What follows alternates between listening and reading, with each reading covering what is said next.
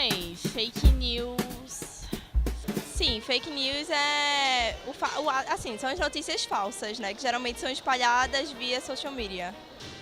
Eu não sei o que é fake news. É quando você encontra notícias falsas espalhadas pela internet ou até pelos meios mais tradicionais. Não sei o motivo de serem espalhadas, mas basicamente causam certo desconforto ou não nas pessoas. Não sei o que é fake news. Fake news eu gosto de olhar como um nome novo para um fenômeno que tem se modificado ao longo do tempo, né? Um fenômeno já antigo, que são as informações falsas. Elas já tiveram o nome de boato, de mentira, ou mesmo de hoax, que era um nome que a gente usava na internet para falar sobre uma informação falsa que circulava, né? Era algo que era muito comum. Eu acho que um hoax clássico é a volta de Friends depois que o seriado acabou, circulou muito na internet. Qual é a diferença para esse fenômeno hoje, no cenário que a gente tem, e para ele ter ganhado atualmente tanto respaldo ou tá sendo tão falado? É a sistematização disso, né?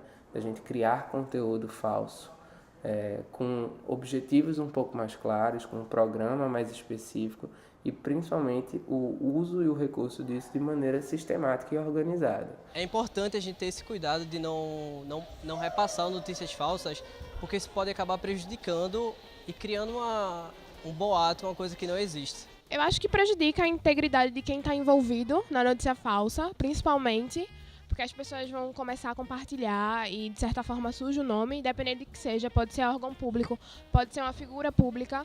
Isso acaba manchando a personalidade.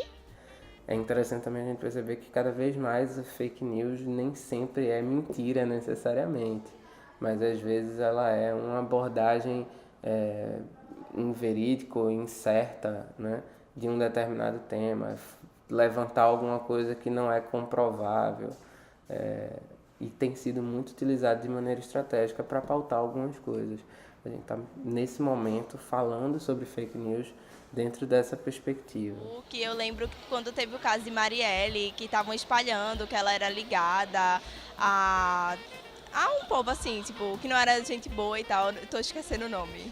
Possivelmente, em algum momento da vida, eu já devo ter compartilhado uma notícia falsa achando que era verdade. Infelizmente, quem não? Eu já recebi notícia de que tinha acontecido um acidente muito grave próximo à minha casa e tal, mas que na verdade não era nada. Eu recebi, assim, eu não sei uma específica agora, mas eu recebi várias no período de eleição passado. Eu não lembro o que, mas eram coisas que as pessoas diziam que estavam fazendo, os políticos, e realmente eles não estavam fazendo isso. De pessoas que estavam indo na sua casa para roubar. Tipo, as pessoas iam para pedir ajuda ou então para fazer uma pesquisa, mas na verdade elas viam a casa das pessoas e depois voltavam para roubar.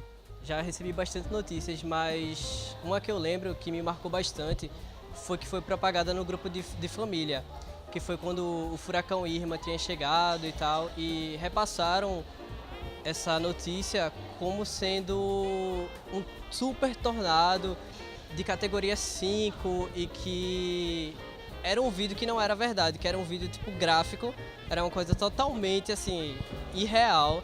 E eu peguei e mostrei pra minha família que aquilo não era verdade. A minha avó, ela chegou pra mim, ela viu, acho que foi no WhatsApp. O WhatsApp é o principal meio de veiculação. Aí minha avó chegou e falou, tu viu que mandaram no WhatsApp? Aí eu disse o quê? Que Pablo Vittar vai prestar um programa pra criancinhas. Eu fiquei, não, vovó, não é. Ela, sim, eu vi na internet. Eu disse, não, vovó, não é. Mas enfim, Pablo Vittar é o principal fake news que tem no momento. O grande risco das fake news que tem se debatido hoje, nesse momento, é a influência um pouco mais direta do ponto de vista das posições das pessoas, né? Porque uma das questões, um dos elementos que faz a fake news se disseminar de forma tão rápida na internet é o fato que ela costuma, por essa construção estratégica, dialogar com grupos específicos dentro daquilo que eles considerariam aceitável, né? Ou seja, a gente divulgar para um grupo de direita ou de esquerda que alguém do grupo oposto fez alguma determinada coisa, né? E isso, num cenário de excesso de informação, tem levado as pessoas a se pautar muito por essas informações virais. A gente tem hoje a identificação de como isso se espalha por redes que a gente não controla e consegue afetar alguns cenários que a gente também não tem como medir. Exemplo, né? Tem se discutido muito o papel dessas dispersões de conteúdo nas eleições de Donald Trump, que eram algo que não se esperava, né? Todas as mídias tradicionais consideravam como clara uma vitória de Hillary Clinton, né? A saída do Reino Unido da União Europeia. Muito fácil você produzir conteúdo na internet, então é muito fácil você disseminar e a galera compartilhar e todo mundo ter conhecimento de uma coisa que não é verídica. Isso é muito importante, grave. A gente tem um levantamento recente, foi um colega doutorando da UFPE que passou, eu não vou lembrar infelizmente a fonte, mas de que as fake news se espalham muito por WhatsApp e por outras redes mais privadas que em alguma medida não tem nem como serem combatidas, porque elas podem não chegar em alguém que saiba desmenti-las ou que possa dizer que aquilo não é verdade, né? Então, elas conseguem afetar o sistema de crença das pessoas em muita medida, porque elas atuam direto naquilo que a gente pode acreditar verdade ou não. Então, de certa maneira, elas influenciam a forma como a gente pensa sobre o mundo, porque a gente não está preparado, muitas vezes não sabe discernir se aquilo é ou não fato.